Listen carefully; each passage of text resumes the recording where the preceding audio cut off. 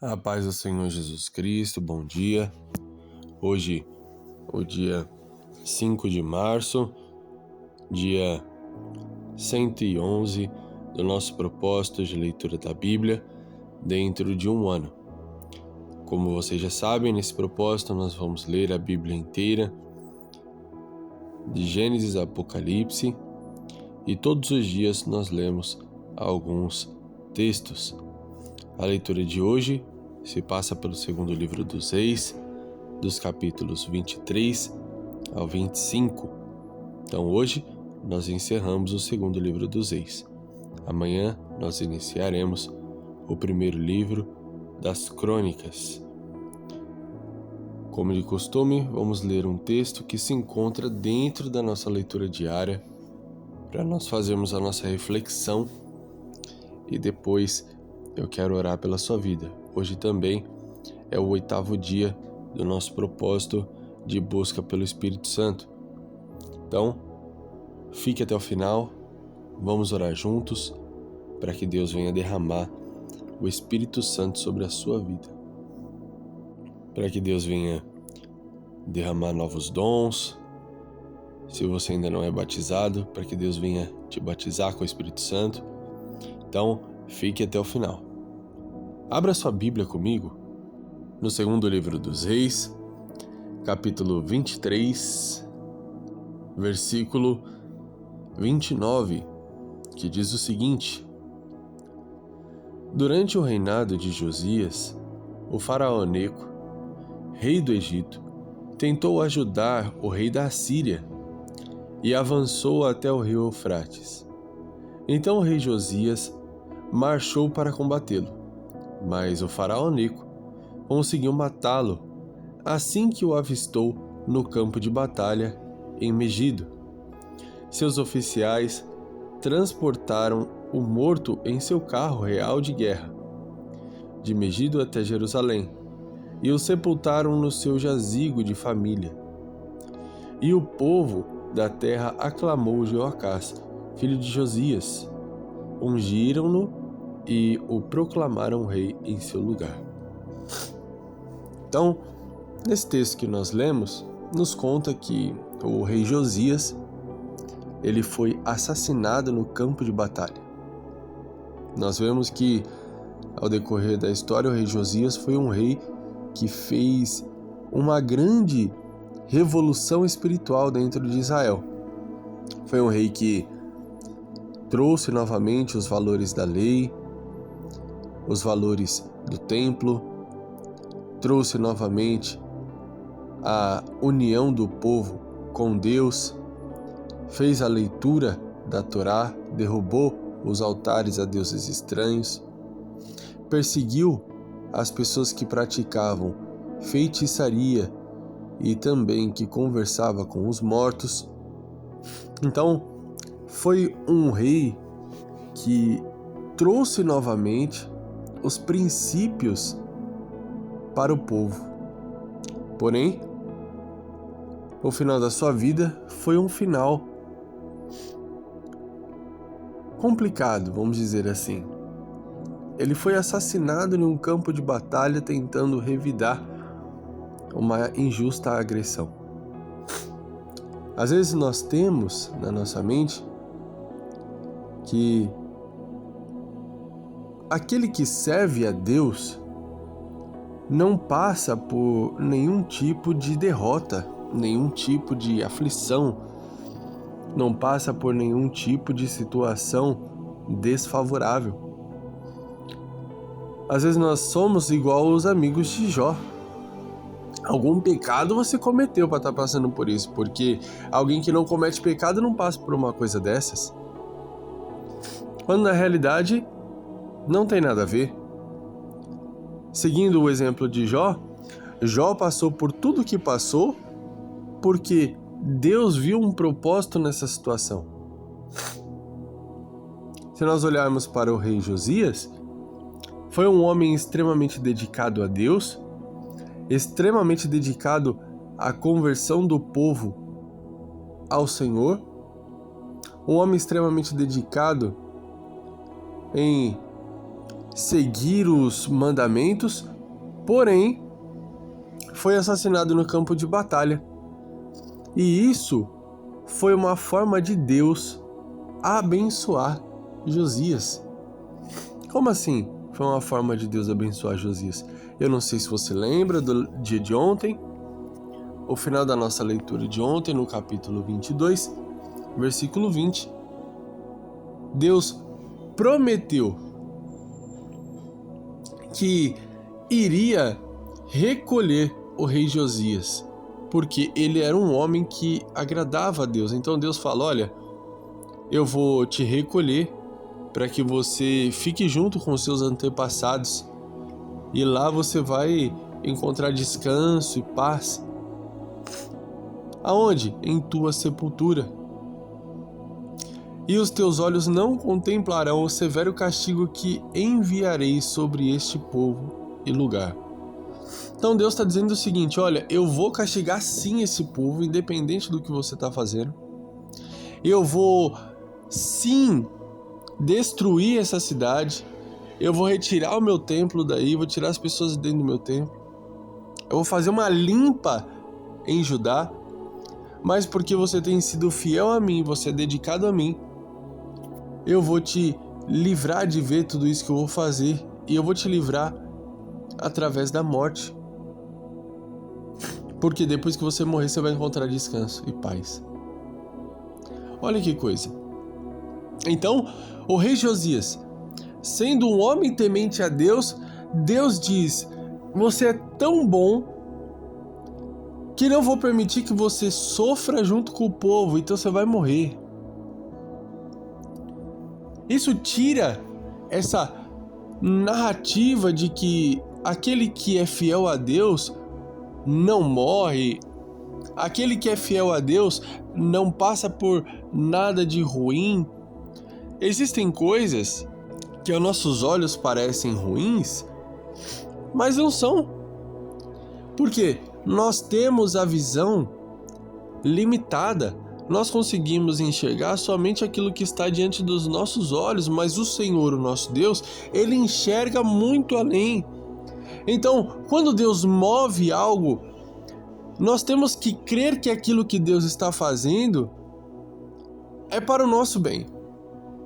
Quando Deus faz algo, nós temos que crer que todas as coisas cooperam para o nosso bem. Nós temos que ter esse discernimento espiritual para entender que Deus está no controle das nossas vidas. Agora, quando nós nos esquecemos de que todas as coisas cooperam para o nosso bem e que Deus está no controle de todas as coisas, nós começamos a contender contra a vontade de Deus. Poxa, Deus falou que o rei Josias iria morrer. Mas isso seria uma bênção para ele, porque ele não iria ver a destruição que Deus levaria sobre Judá e Jerusalém. Se é alguém que tem medo da morte, que tem medo de viver a promessa de Deus, que tem medo de que lhe aconteça alguma coisa, deixa de sair de casa. Deixa de praticar as coisas que estava fazendo. Agora não. Deus diz que iria dar descanso para o rei Josias através da morte. O que o rei Josias faz? Vamos fazer uma reforma religiosa, nós vamos orar, nós vamos comemorar a Páscoa. Vamos buscar o pessoal mais distante, vamos limpar aquela terra, tirar os altares. Vamos perseguir o povo que está trazendo a idolatria por meio de vocês. Vamos para cima, vamos fazer o que tem que ser feito. Estão se levantando contra a gente? Vamos para a guerra, eu vou ir junto. E mediante essa atitude de se dedicar em fazer as coisas independente de como vai chegar a vontade de Deus para ele, ele conseguiu restaurar o nome de Deus durante o seu reinado. Porque se ele não age dessa forma, se depois ele ouvir que ele morreria, ele para, talvez ele conseguisse até permitir que a corrupção voltasse para o meio do povo e acabar perdendo a própria salvação. Olha como isso é profundo. Se ele fica com medo de como vai vir a promessa, aí pode ser que ele perdesse a própria salvação. Por que eu estou falando isso? Porque a palavra que Deus colocou ao meu coração hoje para entregar para você é o seguinte: pare de brigar contra a vontade de Deus, pare de contender contra a vontade de Deus para a sua vida. Se Deus disse, eu vou fechar a porta, eu vou arrancar de perto de você, eu vou entrar com justiça, eu vou fazer tal coisa na sua vida, pare de contender contra isso. Às vezes Deus diz, olha, eu vou fechar essa porta.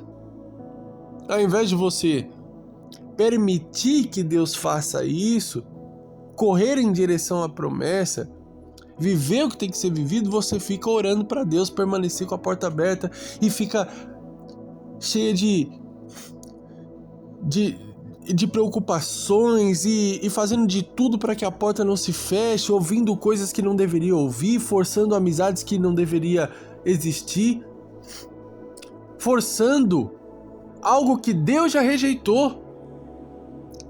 Falando isso, eu me lembrei de Samuel intercedendo por Saul e Deus falando, até quando você vai orar por alguém que eu já rejeitei? Até quando você vai permanecer buscando por uma pessoa que eu já rejeitei? Isso traz frustração. Isso adia a promessa. Tem coisas que você já deveria ter alcançado, mas não alcançou ainda, porque continua contendendo contra a vontade de Deus. Deus disse, olha, eu vou te arrancar daí.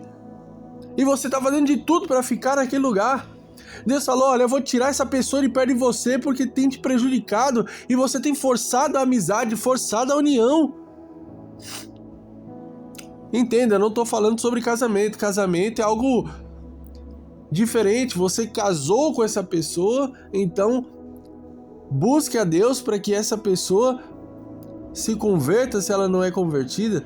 Eu não acredito em divórcio, eu não acredito que qualquer coisa pode... não, acabou o casamento, já era, cada um vai pro seu lado. Não acredito nisso. Mas no que diz respeito a amizades, a união dessa forma, aí tem coisa que Deus rejeita e você força. Deus fala, olha, eu rejeitei, eu vou tirar esse seu ciclo de amizade. Aí o que você faz? Você manda mensagem para todos os seus amigos. Você vai visitar, você vai atrás. E isso só dificulta. Porque Deus está querendo operar o sobrenatural, te levar para novos lugares, abrir novas portas, trazer pessoas com conexões novas para a sua vida, pessoas que verdadeiramente vão trazer uma visão espiritual, um crescimento espiritual para a sua vida, mas você está preso nas amizades de infância, preso nas amizades que te ajudavam, te fortaleciam, que andavam junto com você quando você não tinha propósito com Deus. E se na época você não tinha propósito com Deus, hoje em dia você tem. Então você tem que estar cercado de pessoas que têm propósito com Deus. Pessoas que realmente entendem que precisam dar algo a mais para Deus. Nesse caso, o rei Josias era o único que tinha no coração a vontade de fazer as coisas corretas para Deus. Porque após a morte dele, o povo levanta o filho dele como rei e o filho dele se corrompe. E deixa a corrupção tomar conta de Israel, de Jerusalém. Então, quem tinha no coração a vontade de servir a Deus era o rei Josias. E a melhor coisa que Deus fez foi tirar ele do meio daquele povo. Não tenha medo de viver a promessa de Deus. Não tenha medo de viver aquilo que Deus tem para a sua vida. Mesmo que isso custe sair de onde você está, sair do meio do povo que você está habitando, sair talvez até do ciclo profissional que você está, não tenha medo de viver a vontade de Deus. Amém? Vamos orar? quero orar pela sua vida, para que Deus venha trazer o renovo espiritual, para que Deus venha derramar o Espírito Santo sobre a sua vida, te dando força, te dando coragem, te dando estratégia e instrução nesse momento. Deus, em nome de Jesus Cristo, toma em tuas mãos a vida dos teus filhos, reveste com o teu poder, com a tua graça, que o Senhor venha derramar o teu poder, a tua unção sobre a vida do teu povo, Pai. Que o teu Espírito Santo venha trazer direcionamento, venha trazer força, venha trazer fortalecimento, venha trazer coragem do teu Espírito, Pai, sobre a vida do teu povo, para romper e viver o sobrenatural, para ir para lugares, Pai, onde o Senhor ainda vai mostrar, para sair desse ciclo de amizades e profissional que tem afundado o teu povo, para que eles possam ser levados a lugares onde as pessoas têm os mesmos propósitos que eles, para que não seja mais um peso fazer a tua vontade, mas seja algo prazeroso e produtivo. Em nome de Jesus Cristo, Pai, que toda a opressão, que tudo aquilo que o inimigo lançou para tentar paralisar, para tentar oprimir, seja repreendido em nome de Jesus. Que todas as pessoas que se aproximaram com o intuito de colocar os teus filhos para baixo, impedir toda a boa obra, trazer benefícios em lugares que o Senhor já rejeitou, que todas essas pessoas sejam arrancadas do caminho, que todos esses falsos benefícios sejam aniquilados e que a verdade que está por trás de tudo isso venha à tona, que seus filhos possam contemplar aquilo que verdadeiramente está acontecendo aonde quer que eles estejam. E que o Senhor venha dar um direcionamento firme para essas pessoas, para elas irem ao lugar onde o Senhor determinou. Em nome de Jesus. Que toda a capacitação, que toda a força, que toda a coragem e que a unção do Senhor e o teu favor esteja sobre a vida deles, para que eles consigam fazer tudo quanto o Senhor ordenar. Em nome de Jesus. Amém. Deus abençoe a sua vida, a sua família, compartilhe esse vídeo com quem você ama, deixe seu like, deixe seus comentários. E eu tenho certeza que esse propósito de busca pelo Espírito Santo vai edificar a sua vida. Você vai se fortalecer espiritualmente se você se dedicar de todo o seu coração. Amém? Deus abençoe e até amanhã.